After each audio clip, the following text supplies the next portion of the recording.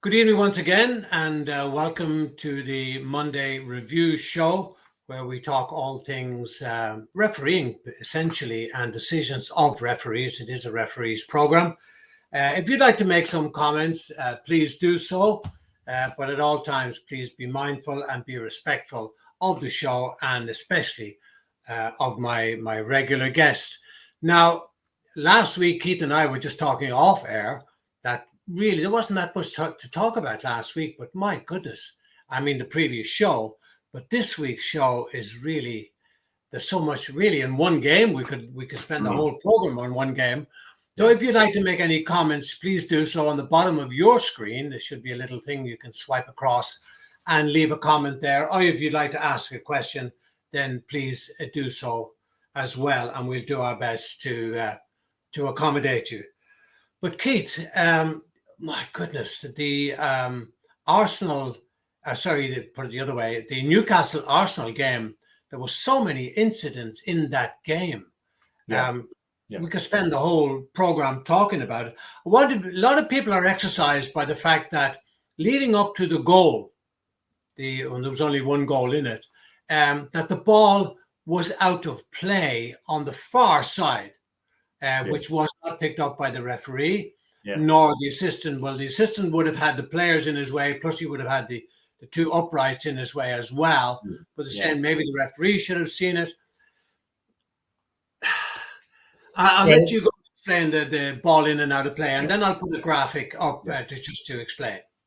I think, first of all, and I go on the basis of being really involved with goal line technology in the past, and understanding that when we started with the goalposts and a line and the way we positioned the ball, it was amazing that even if the referee was standing 6 yards away, right, from the goal line, his judgment was unavailable to him as to whether the ball had crossed the line or not. Now, that might sound amazing, but what we're looking at here is the round ball, and the law is stating the whole of the ball has to be over the line before it's either decided it's out of play or a goal. So when I have my grandson's ball here, and I think the ball is very helpful, because if you take where your hand is positioned now as the goal line, you will see that there's several millimeters from the end of that last fingertip to actually the outer circumference of the ball. And there lies the problem.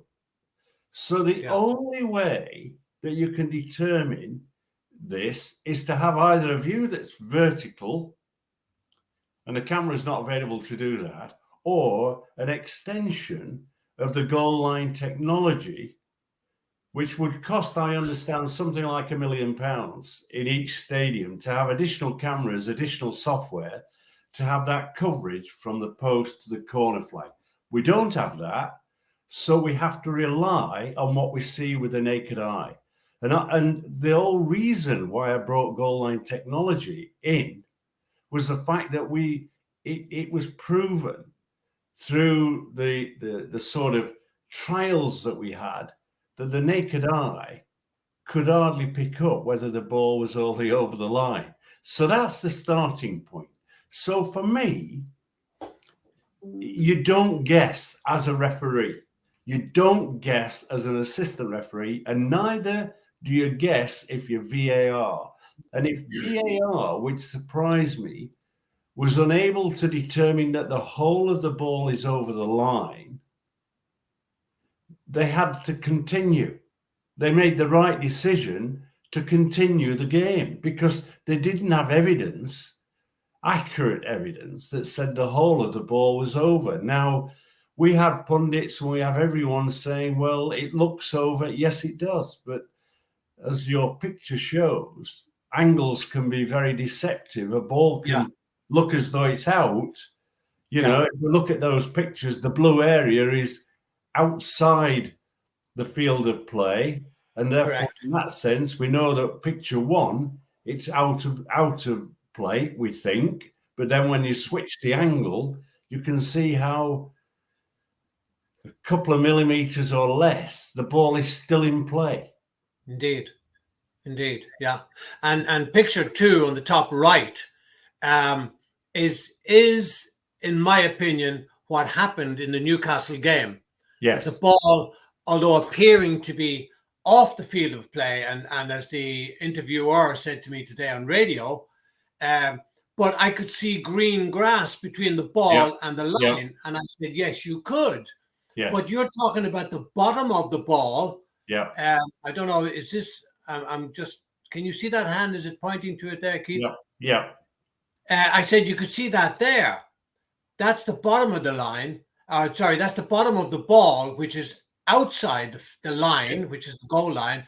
But you're talking about up here, where the whole of the ball has not crossed the line. So we're talking about the outer casing of the ball is still in play. And it must also be pointed out that the lines belong to the field of play.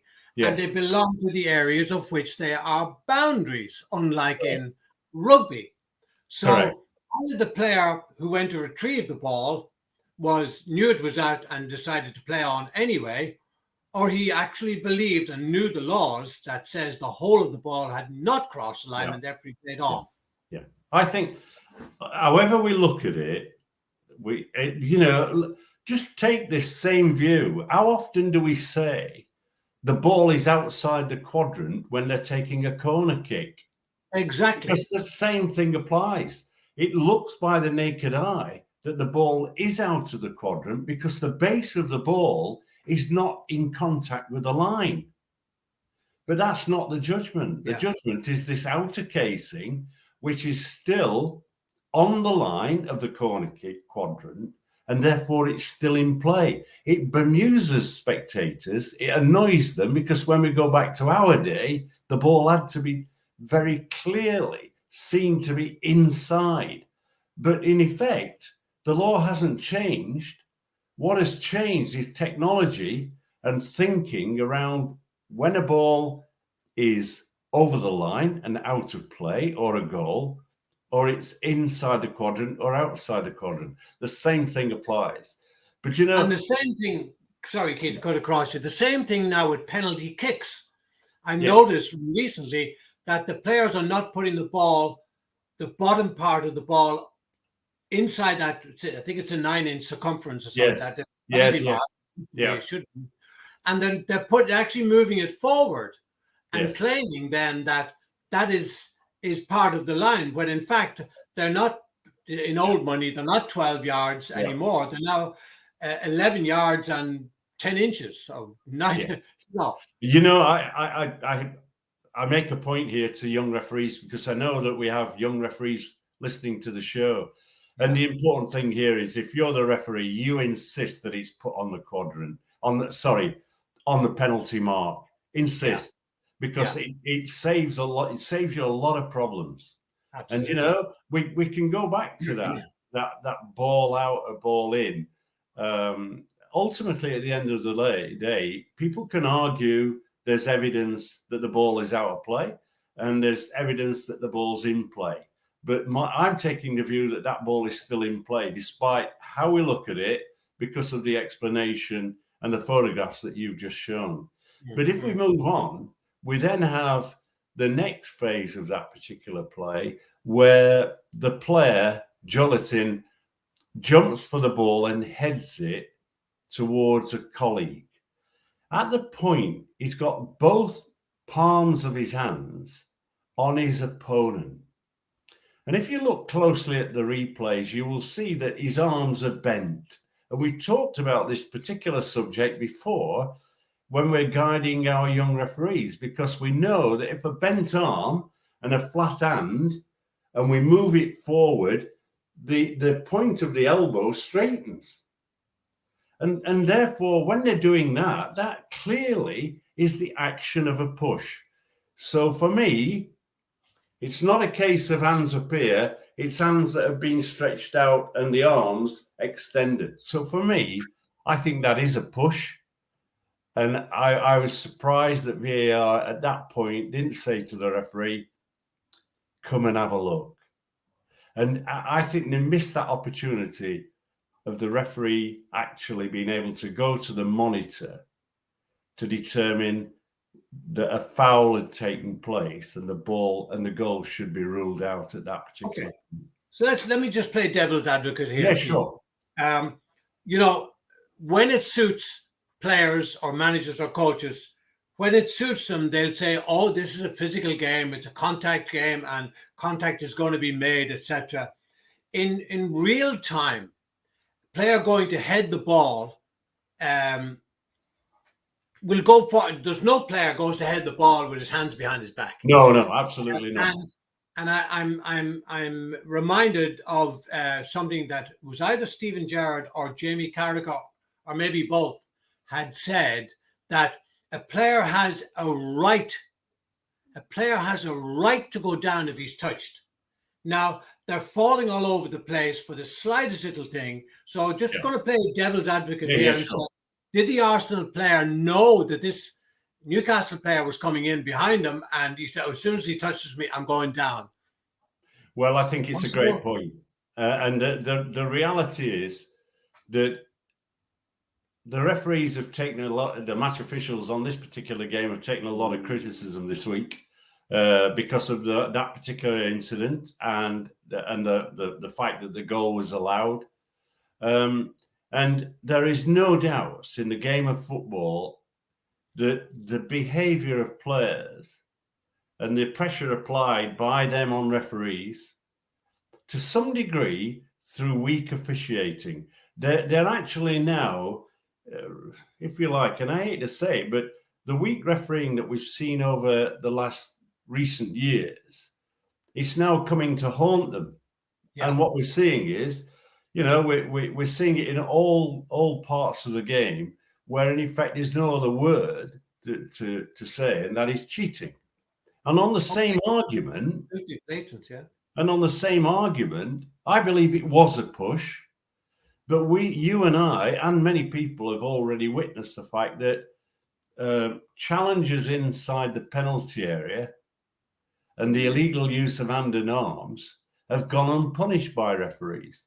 And therefore, in a sense, as the referee adopted the usual stance by saying, I wouldn't give it, I haven't been giving these, so I'm not giving this one. And this is about the guidance that the boss of the PGMOL gives, whoever it is. This is the line at which we're going to penalise and what we're going to look for. So I am suggesting to young referees that was a foul, because I believe that the arms were outstretched and the arms followed the body of the opponent. If those arms and the gap between the player who's pushing and the player who's falling is a gap is given, then in that sense, you know that, just a minute, this is not a natural fall. So I think it's a case of looking it in the round and referees actually saying, are we going to penalise these or not? And, we all know the inconsistencies. So on this occasion, two active officials, the referee of the match, Atwell, and his VAR, Andy Madley, who had the game the following day, yesterday, Luton, Liverpool, then what we're saying is that those guys are saying that's not a foul. I'm suggesting to them that in law, that is a foul. And then when it comes to... Yeah, sorry. Yeah, sorry, go on ahead. Sorry, Keith. The third point was, moving off that then, was the judgment of offside. The ball, in my opinion, went backwards. So therefore, I think that I was clear there couldn't be handball. Then apparently there was some suspicion of handball on its way to goal. So I think it was quite a matrix of incidents in that one. Yeah. And the referee and VAR said goal. I tend to lean on the fact that I don't like ruling goals out. I have to say that. But I think that this one should have been. But then, because the old principle with refereeing was, and the referees will never admit it, but they always gave the benefit of any doubt to the defending team. And I think players know that. Yes. And because of that, they take full advantage of it. And that was my contention, argument, whatever. I don't disagree, because I think the very discussion that we're having is important, because this is the type of process that I used to operate in the PGMOL with a group of referees. So with that particular decision and this particular incident, it's a massive learning opportunity. Yes, on the day, it's negative for the referee. It's going to take the criticism. What can we actually, as a group of referees or referees as a whole, learn from it? And therefore, you would discuss it openly as we are doing, and then say, right, okay, what is our approach in this situation, right? What are we looking for? The bent arm is something that I learned from other referees. Yeah. And therefore, it's that aspect that says, I'm making a different judgment. Yeah. The other one, I think, in this game, which, well, there are two more, wasn't there? There was the Havertz challenge, where he launched himself off the ground over a distance and clattered into his opponent. I immediately said red. I did too. I was watching it. It was clear as day. I had a conversation with Mark Halsey an hour after the game. It was interesting. He thought exactly the same. So the three of us are in agreement. And I read Mark Clattenburg's Daily Mail comment, and I don't want this to be a criticism of Mark. I want it to be an input into this discussion. He said he didn't think this was a red card because the player hadn't got enough of his opponent. And I want to clarify this in law, because some years ago at Manchester United, Steve Bennett, one of our senior referees, dismissed Cristiano Ronaldo for a similar challenge which missed his opponent. There was no contact at all. And he gave a red card. And I thought, that's very brave. I checked that out at the time with the IFAB and said, I needed clarification. I was happy to support Steve Bennett. I thought he did the right thing. But if you look at the law, it doesn't actually say about where that contact takes place, or contact in its entirety. It actually says endangers the safety of an opponent, puts at risk, if you like, the health and safety of that opponent. So I want referees to be aware that what you're looking for is the speed and intensity. And the fact is that when a player is off the ground with either one or both feet forward, right, he is out of control. He can't stop. The momentum and pace continues, and therefore, as such, he's committed serious foul play. Yeah. And therefore, amazing that he didn't get a dismissal. And I thought the referee was 100% wrong on that decision. Right. So, Keith, Law 12, as you know, on fouls and misconduct, that states kicking or attempting to kick, striking or attempting to strike. Yes. So, with that player lunging in, that's striking or attempting to strike. So, I would disagree with Mark Clattenburg as well. Yes. He doesn't have to make contact for it to be a red card. It was the attempt to do it. And just by sheer chance, many times perhaps, that they don't make contact, because those kind of things, those kind of fouls, if you like, are leg breakers. Correct. And I mean that's it's just appalling. Like last week, there was United and City. No, was it City? Yeah. Where Anthony just kicked the guy, kicked him. Correct. And a yellow card was given. I mean, red card. Yeah. This time he actually made contact. Doku, is it Doku who plays for City? Yes. Plays for City, and he had gone around him, and Anthony, the United player, just came in and kicked him. Yeah, card. Yeah. Do you know what we're talking about here? Is we're talking refereeing at the elite level, the best referees in the country, Yeah. not applying the laws correctly. And even though they got assurances from Howard Webb at the start of the season, and he went around the league managers and he went around clubs and so on and said, this is what will apply. So now his referees are letting him down. Yes. I mean, he really needs to take action against these guys. They're not doing their job. They're not. And I think, I've been in that position. I think it's very difficult for Howard. He's the new boy on the block, relatively. I know he's been there nearly a year. He's still fairly new in terms of. I think that. Sorry, Keith. We just there was a pause there. Who are you talking about? Well, I think that if we look at Howard Webb and his role in the PGMOL, I think he's been let down not only by the referees, but I think he's been let down by his coaching staff and management staff. He is the boss. You know what I mean? He needs to crack the whip. They're not doing their job. Correct. You know as well as I do. If you're not doing your job in a company or in a corporation, you get moved on. Yeah, I mean, somebody will do it. Yeah, as you know, for a number of years now, I've been expressing my concern about the decline in refereeing standards at the elite level under Mike Riley. And when Howard came in, it's almost like the shop was organized and the bottles were in the right place, or the sweetie shop and it was all totally organized. He inherited people who were in the job. Yeah, just freezing there for some reason, Keith. I don't know why it's freezing. So I think the important bit is to say that I think he's got to move on and change his middle management structure. I think that's clear. But getting back to that game as well, we also had that flailing arm, which was a forearm on his opponent. And I've looked at that again, and I this is an attempted strike that actually lands on his opponent. He actually did make contact with the guy's head. Yeah.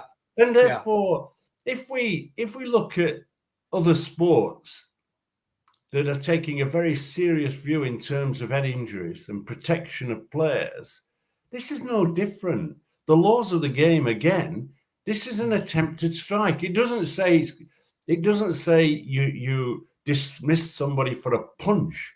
It's actually striking or attempting to strike. Therefore, when you actually use your forearm on the opponent, then that's a red card. I mean, we're talking at times, I think, confusing themselves, talking about the intensity as the sort of, it was only soft.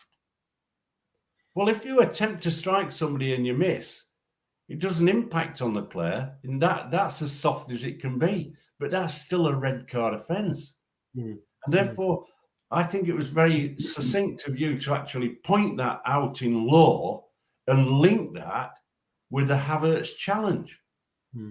And that's how we as law, if you like, not lawmakers, but actually those people that have been practitioners for a number of years, recognize that you don't look at one law in its sort of singular scenario. You actually look at it's going off there. It's freezing. The picture's freezing there for some reason. I don't know why. Well, we're back live again. Okay, yeah. So I think that this was a poor performance by the match official. I think it was a poor performance by VAR. I think we're kidding ourselves that VAR is working. I think that the reality is that VAR is hindering referees.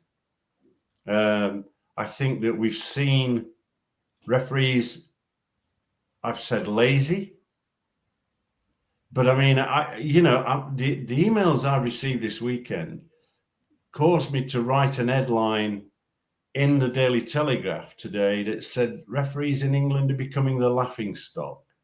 Yeah. Just around the world, they're saying, what are they doing? Yeah. You're 100%. So if Howard Webb, and he had 6 months, if you like, to bed in, because he was appointed around January. So he had 6 months lead in, as it were, to get things sorted out. And he spoke to his referees and he told them what he expected them to do and to cut out dissent and crowding around the referee and all that. And he spoke to the league managers and so on. So then at the end of the day, there's two issues here, I think. One is that the referees are not doing what he asked them to do or told them to do. They're not doing it. And then the other issue is some are doing it, but some are not. So there's an inconsistency here. And Yes. you know, and I know, and we've been getting this since time immemorial, the big problem of consistency or the lack thereof. So how does he get all the referees? I mean, the booking players for a little tap at the ball away, but yet Bruno, this guy from Newcastle, hit the Arsenal player on the head. And then not only that, shortly after, or maybe before, he also lashed the ball against Declan Rice, which was a violent conduct of a sort. Yes. And I don't think he even got yellow carded. So, No. like we mentioned earlier, do you think are they scared to make these decisions? And if they are, what the hell are they doing on the SG1 panel? Well, I think they are showing signs of, I don't know, lack of concentration, lack of consistency. It's quite simple, you know. I mean, what I would do is this. I would take the referees away for a week. There's an international break coming up next week, isn't Yeah. it? Or a week, 2 weeks, yeah. I'd take them away for the week. They'd be almost like in a European training camp, Yeah. UEFA training camp. They'd do the physical bit in the morning, and then they would sit for the rest of the afternoon discussing incidents and Go through videos, yeah. and watching loads of videos. And in instances, there would be those referees' decisions in the Premier League where referees sat in that room have made those decisions, which we or other referees believe are wrong. Then there's got to be an absolute debate on it. And if I was Howard Webb, right, I'd say to the rest of the management team, John Moss, whoever, Adam Watts, who I think is running the scheme, I'd say, I want you out the room. We're gone frozen again there for some reason. Yeah, I don't know why. I'd want the referees to be discussing with me, right, Howard Webb in this instance, these situations, because I think Howard, this is a little bit like the managers of a football team. They've got plenty of technical staff, they've got plenty of coaches, but it's what you as the manager want, and it's what you do because you're selecting the referees. And I just think there seems to me to be a shortage of power in Howard in terms of how he's doing things. And I think at the moment it seems to me that it's John Moss that's the guy that's leading this group as the SG1 manager. And they're probably not listening to Howard as strongly as he would want them to be. So he's got to demonstrate that he's the boss, because at the moment he's losing credibility rapidly. Yes. Yeah. And you know, I know he's a good referee. I know he's a good man manager. I know he's a good communicator. But what he's got to do, he's got to move away from the media bit and get into the scope of referees. And he's got to say, and what I think he's got to do is this. I think he's got to say, this is you, you're the referee, you are the leader of the team. He's then got to look at the VAR situation. And even the boss of the IFAB, Lucas Brudd, said they couldn't adopt the rugby system because the conversations in football are chaotic. I mean, I couldn't believe it. Because he has got to sort out and ensure Webb ignoring Lucas Brudd and say, I want clarity. Why are you taking so long? If you're taking that long, right, forget it. Because was it out of play? Make a decision. Was it a push? Make a decision. Was it offside? Make a decision. Why are we spending 4 minutes or 5 minutes looking at these decisions? You know, just watch the game as we are, watching it on television, and instinctively, I've gone, Havertz has a red card. I don't even need a replay. Mm. And if he's not given a red card, I don't need to play it. I'd get the administrator to say, right, okay, set it up. Referee Atwell, you've got to look at the screen.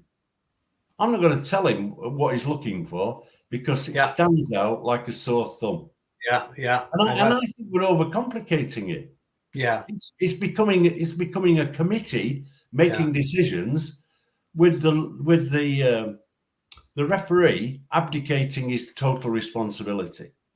Because he still is in control, even with VAR.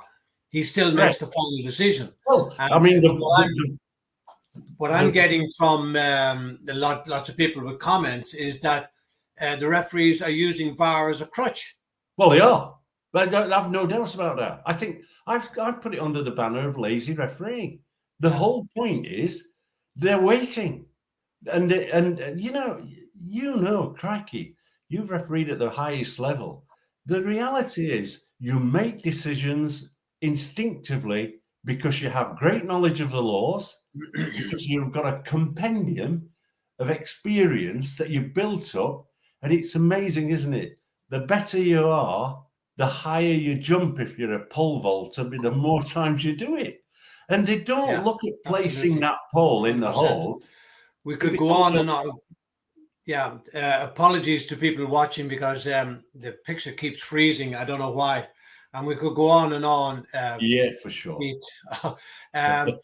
Thanks very much again for coming on the show. We'll do it all again next Monday. We might even continue with this because I'm sure there'll be lots of comments and questions to be asked about even this one. And we've really only been talking about the one game, which is the Arsenal game with a few other little bits thrown in. Keith, until next week, thank you very much again for joining. And thanks very much for your time. Thank you. Bye. Bye.